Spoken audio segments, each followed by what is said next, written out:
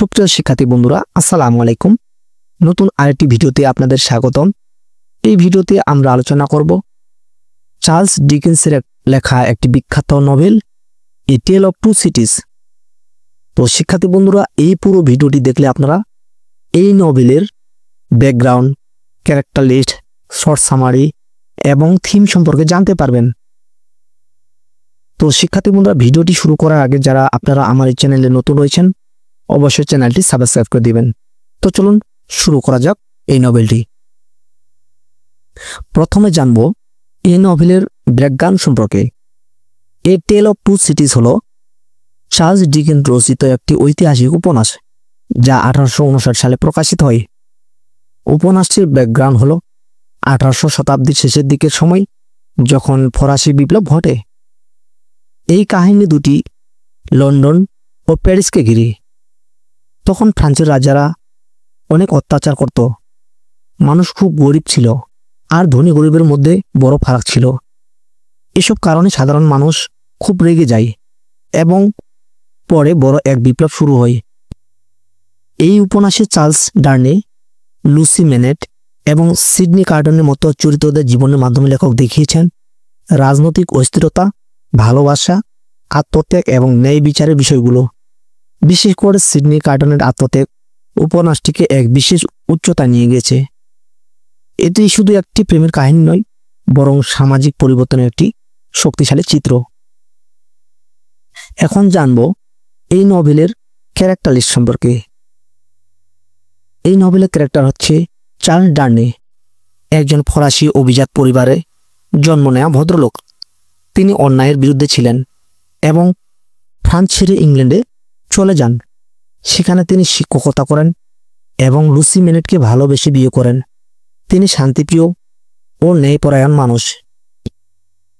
এরপরে character Lucy মেনেট, একজন দয়ালু ও ভালো মনের নারী। ছোটবেলায় তিনি ভাবতেন তার বাবা মারা গেছেন, কিন্তু পরে তাকে ফিরে পান। তিনি তার বাবার প্রতি খুব যত্নশীল এবং পরে চার্লস ডার্নেকে বিয়ে করেন। তার কোমল স্বভাব অনেককে পরিবর্তন করে। এরপরে ডক্টর আলেকজান্ডার মেনেট, লুসির বাবা, যিনি একসময় ডাক্তার ছিলেন। অন্যায়ের বিরুদ্ধে কথা বলার কারণে তিনি 18 বছর জেলে ছিলেন। কারাগার থেকে ফিরে তিনি মানসিকভাবে ভেঙে পড়লেও মেয়ের ভালোবাসায় সুস্থ হন। তিনি একজন নিরীহ ও সহানুভূতিশীল মানুষ। এরপরে ক্যারেক্টার সিডনি কার্টন, একজন ইংরেজ আইনজীবী। প্রথম জীবনে তিনি হতাশায় ভোগেন এবং দায়িত্বশীল ছিলেন না, কিন্তু তিনি লুসিকে নিঃস্বার্থভাবে ভালোবাসতেন। লুসির সুখের জন্য তিনি নিজের প্রাণ উৎসর্গ করেন, আর এটাই উপন্যাসের সবচেয়ে বড় আত্মত্যাগ।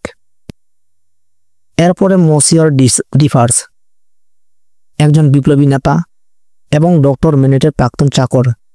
তিনি বিপ্লবের পক্ষে কাজ করেন, তবে মাঝে মাঝে মানবিক আচরণও করেন। তিনি ফরাসি জনগণের দুঃখ কষ্ট বোঝেন। এরপরে ম্যাডাম ডিভার্স, একজন কঠিন মনের নারী, যিনি প্রতিহিংসায় ভরা। তার পরিবার রাজতন্ত্রের হাতে ধ্বংস হয়েছিল, তাই তিনি সব অভিজাতদের ধ্বংস করতে চেয়েছিলেন। তিনি সব শত্রুর নাম সুতো লিখে রাখতেন। এরপরে মিস্টার জার্ভিস লরি, টেলসন ব্যাংকের একজন বিশ্বস্ত কর্মচারী। তিনি ডক্টর মেনেট ও লুসির জন্য সবসময় সাহায্য করেন। তিনি দায়িত্ববান ও সৎ চরিত্রের মানুষ, যিনি পরিবারটির প্রতি আন্তরিক ছিলেন। এরপরে মিস প্রোস, লুসির বিশ্বস্ত দাসী এবং মায়ের মতো অভিভাবক। তিনি সাহসী, দৃঢ় ও একনিষ্ঠ। লুসিকে রক্ষা করতে গিয়ে তিনি ম্যাডাম ডিভার্সের সাথে জীবনমরণ লড়াই করেন। এরপরে জন বাসার্ড বা সোলেমান প্রোস, মিস প্রোসের ভাই, যিনি একজন গুপ্তচর। তিনি নানা সময় ধোঁকা দেন, কিন্তু শেষে সিডনি কার্টনের কাজে সাহায্য করতে বাধ্য হন। তার চরিত্র বিশ্বাসযোগ্য নয়, তবে গল্পে তার ভূমিকা গুরুত্বপূর্ণ। এরপরে জেরি কাঞ্চার, টেলসন ব্যাংকের কর্মচারী। দিনে ব্যাংকে কাজ করেন আর রাতে কবর খোঁড়েন। তিনি হাস্যকর এবং মাঝে মাঝে খারাপ কাজকর্মে লিপ্ত হয়, তবে পরে নিজের ভুল বুঝে ভালো পথে ফিরে আসেন। এরপরে মার্কুইস সেন্ট এব্রেমোট, চার্লস ডার্নের নিষ্ঠুরতার চাচা। তিনি গরিব মানুষদের অত্যাচার করতেন। তার নিষ্ঠুরতার জন্য ফ্রান্সের মানুষ খুব বিরক্ত হতো এবং এক কৃষক তাকে হত্যা করে প্রতিশোধ নেয়। তো শিক্ষার্থী বন্ধুরা, এখন জানবো এই পুরো নোবেলটির সামারি সম্পর্কে। এই পুরো নোবেলটির সামারি সম্পর্কে জানতে গেলে আমাদের কয়েকটা পয়েন্ট মনে রাখতে হবে। এখানে যে ফার্স্ট পয়েন্টটি হচ্ছে, লুসি মেনেটের পিতা ডাক্তার মেনেটের মুক্তি ও খোঁজ মিলেছে। 1775 সাল টেলসন ব্যাংকের কর্মকর্তা কেরানি জার্ভিস লরি লুসি মেনেটের নিকট এসেছেন তারা হারিয়ে যাওয়া পিতার খোঁজ দিতে। লুসি তার পিতা ডক্টর মেনেটকে যখন ফ্রান্সের বাস্তিল দুর্গে আটক করা হয় তখন তার মায়ের সাথে লন্ডনে পালিয়ে আসে। চার্লস ডানের অভিজাত পরিবার কর্তৃক ধর্ষিত এক মেয়েকে চিকিৎসা করতে অস্বীকৃতি জানার জন্য তাকে আটক করা হয়েছিল। আর বাস্তিল দুর্গে এত মানুষকে আটক করা হয়েছে যে সেখানে এখন ঘুমানোর জায়গাটুকু নেই। ঘুমের জন্য দলে দলে ভাগ হয়ে ঘুমাতে হয়। একদল 4 ঘন্টা, আর একদল 4 ঘন্টা, এইভাবে। যাই হোক, দীর্ঘ 18টি বছর কেটে গেছে। লুসি বড় হয়ে গেছে, চারদিকে অনেক পরিবর্তন ঘটেছে। লুসিও ধরে নিচ্ছে বাবা ছাড়া তার জীবন কাটাতে হবে। হঠাৎ জার্ভিস লরি এসে বলেন তার পিতা এখনো বেঁচে আছে। তিনি বলেন ডাক্তার মেনেট এখন বাস্তিল দুর্গ থেকে মুক্তি পেয়ে তার পূর্বের সার্ভেন্ট মিস্টার ডিভার্স এবং মিডাম ডিভার্সের মদের দোকানে কাজ করছেন। তাদের বাসাটি ছিল ফ্রান্সের প্রত্যন্ত অঞ্চল অ্যান্টনি শহরে। জার্ভিস লরি লুসি মেনেট এবং তার সার্ভেন্ট মিস ফ্রোজকে বলেন তারা গিয়ে ডাক্তার মেনেটকে সেখান থেকে উদ্ধার করে ইংলিশ চ্যানেলে পাড়ি দিয়ে লন্ডন নিয়ে আসবেন। লুসি তাতে সম্মতি জানায় এবং সকলে মিলে অ্যান্টিয়ন এর উদ্দেশ্যে রওনা হয়। সেখানে গিয়ে তারা দেখেন ডাক্তার মেনেট জুতা সেলাই করছেন। এই চিত্রের মাধ্যমে লেখক বাস্তিলের ভিতরের ঘটে যাওয়া ফরাসি ধনী শ্রেণীর বর্বরতার নমুনা দেখিয়েছেন। তারা কিভাবে একজন সুনামধন্য ডাক্তারকে জুতা সেলাই করেছেন। ডাক্তার মেনেট লুসিকে প্রথম দেখায় চিনতে পারছেন না, যেহেতু দীর্ঘ 18 বছর বন্দী থাকায় তার স্মৃতিশক্তি লোপ পেয়েছে। পরবর্তীতে দুটি বিষয়, লুসির গোল্ডেন চুল এবং নীল চোখ যা তার মায়ের মতো ছিল, লক্ষ্য করে ডাক্তার মেনেট তাকে চিনতে পারেন। এবার তারা তাকে নিয়ে লন্ডন ফেরত আসে। দীর্ঘ 5টি বছর কেটে যায়। এরপরে যে পয়েন্টটি রয়েছে, চার্লস ডানের আগমন, লুসির সাথে বিয়ে এবং লিটল লুসির জন্ম। 1780 সালের কথা। চার্লস ডানে নামের এক ফরাসি যুবককে তৎকালীন ইংলিশ রাজসভা গোপন তথ্য নেওয়ার অভিযোগে আটক করেছেন। আর এই অভিযোগের পক্ষে প্রধান সাক্ষী ডানের বাল্যবন্ধু জন বারসাত এবং রজার ক্লাই। অপরাধ প্রমাণ করে স্থায়ী সাজা দেওয়ার জন্য তারা সাক্ষ্য প্রমাণ বিশ্লেষণ করেন। সবশেষে ডান্নে মুক্তি পায়। ডান্নের হয়ে কোর্টে মামলায় সহযোগিতা করেন মিস্টার স্ট্রাইভার এবং তার সহযোগী সিডনি কার্টন। এই সিডনি কার্টন দেখতে অবিকল চার্লস ডান্নের মতোই। এবারে ঘটনা প্যারিসে। ডান্নের চাচা মার্কুনাস এভারমন্ট রাজদরবারে রাজার সাক্ষাৎ না পেয়ে অসন্তুষ্ট মনে তিনি তার ব্যবসা প্রতিষ্ঠানের দিকে যাচ্ছিলেন। প্রতিমধ্যে তার গাড়ি চাপায় এক গরিব শিশুর মৃত্যু হয়। এভারমন্ট গাড়ি থেকে নেমে তাচ্ছিল্য ছুঁড়ে কিছু মুদ্রা ছুঁড়ে চলে যান। যাওয়ার সময় আর্নেস ডিভার্স নামে এক বিপ্লবীর সাথে দেখা হলে তাকেও তাচ্ছিল্য করেন। তারপর ব্যবসায়িক কেন্দ্রে পৌঁছে তিনি ডার্নেকে দেখতে পান। ডার্নে তার সকল পরিকল্পনা তাকে জানায়। তিনি বলেন তার অত্যাচারী বংশের টাইটেল তিনি প্রত্যাখ্যান করতে চান এবং তাদের সাথে সম্পর্ক ছিন্ন করতে চান। এগুলো বলে তিনি পুনরায় লন্ডনে ফেরত আসেন। লন্ডনে তিনি সহ সিডনি কার্টন এবং মিস্টার স্ট্রাইভার লুসিদের বাসার পাশেই থাকতেন। তারা তিনজনই লুসিকে ভালোবাসতেন।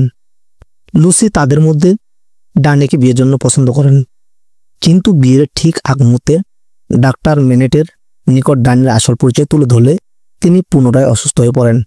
যাই হোক, এর মধ্যে তাদের বিয়ে হয়ে যায়।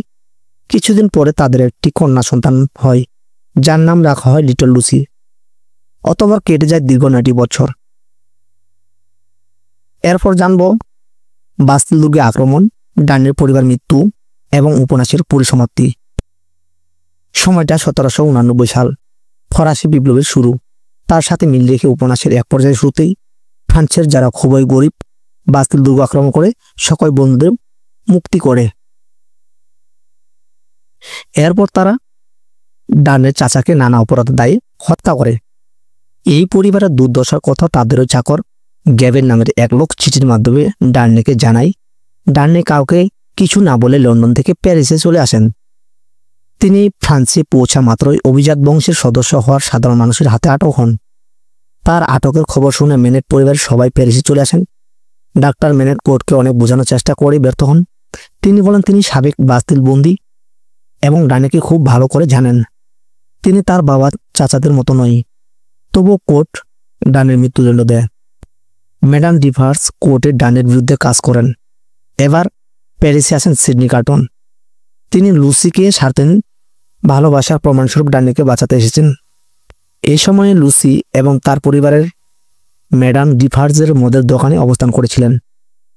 কার্টন সেখানে গিয়ে ডিভার্সের ষড়যন্ত্র শুনতে পায়। ডিভার্স সে সময় লুসি এবং তার পরিবারের সদস্যদের হত্যার পরিকল্পনা করেছিলেন। এর কারণ হলো লুসির স্বামী ডানের চাচা অনেক আগে এই ডিভার্সের ছোট বোনকে ধর্ষণ করেছিলেন এবং ছোট ভাইকে চাকু মেরে হত্যা করেছিলেন। তাই তিনি ডানের পরিবার কাউকে জীবিত দেখতে চান না। এজন্য তিনি কোর্টে ডানের বিরুদ্ধে কাজ করেন এবং লুসিও তার মেয়েকে হত্যার পরিকল্পনা করেন। এগুলো শুনে কার্টন লুসির পরিচারিকা মিস প্রোজের সাথে কথা বলে লুসি এবং তার পারিবারিক সদস্যদের নিরাপদে সরিয়ে নেয়। এরপর জার্ভিস লরির সাথে আলোচনা করে রাতের বেলায় জেলখানায় ডার্নের জেল পোশাক পরে ডার্নেকে বাইরে পাঠিয়ে দেয়। এবার ম্যাডাম ডিভার্স লুসিদের হত্যার জন্য তাদের ঘরে ঢুকে কিন্তু কাউকে পায় না। তখন মিস প্রোজের সাথে হাতাহাতি শুরু করে দেয় এবং নিজের হাতা পিস্তলে গুলি লেগে নিজেই মারা যায়। ডাক্তার এভারমেনেট, লুসি, তার কন্যা মিস প্রোজ সহ সবাই জার্ভিস লরির গাড়িতে করে নিরাপদে প্যারিস থেকে লন্ডনে চলে আসেন। অপরদিকে সিডনি কার্টন তার ভালোবাসার প্রমাণ দিতে গিয়ে জেলখানার ডানের পরিবর্তে গুলিটনের নিচে মাথা রেখে নিজের জীবন ত্যাগ করেন। আর এখানেই বিখ্যাত উপন্যাসটি শেষ হয়ে যায়। তো শিক্ষার্থী বন্ধুরা, এখন জানবো আমরা এই নভেলে কিছু যে উল্লেখযোগ্য থিম রয়েছে সে সম্পর্কে। এই নভেলের ফার্স্ট থিম হচ্ছে স্যাক্রিফাইস, আত্মত্যাগ। এই উপন্যাসের নিঃস্বার্থ আত্মত্যাগ সবচেয়ে বড় বিষয়। সিডনি কার্টন নিজেকে বদলাতে চায়। সে চার্লস ডার্নে এর জন্য নিজের জীবন দিয়ে দেয়। তার এই ত্যাগ ভালোবাসা ও মানবতার শক্তি বোঝায়। এরপরে গুড ভার্সাস ইভিল, ভালো ও মন্দের লড়াই। গল্পে ভালো চরিত্র যেমন লুসি, ডার্নে, কার্টন আছে, আর খারাপ চরিত্র তেমন ম্যাডাম ডিভার্স আছে। এই থিম সমাজের ন্যায় ও অন্যায়ের চিরন্তন লড়াই দেখায়। শেষে ভালোবাসা ও ত্যাগ জয়ী হয়। এরপরে রেভলিউশন অ্যান্ড রিভেঞ্জ, বিপ্লব ও প্রতিশোধ। ফ্রান্সের গরিব মানুষ বহু বছর অত্যাচার সহ্য করেছে।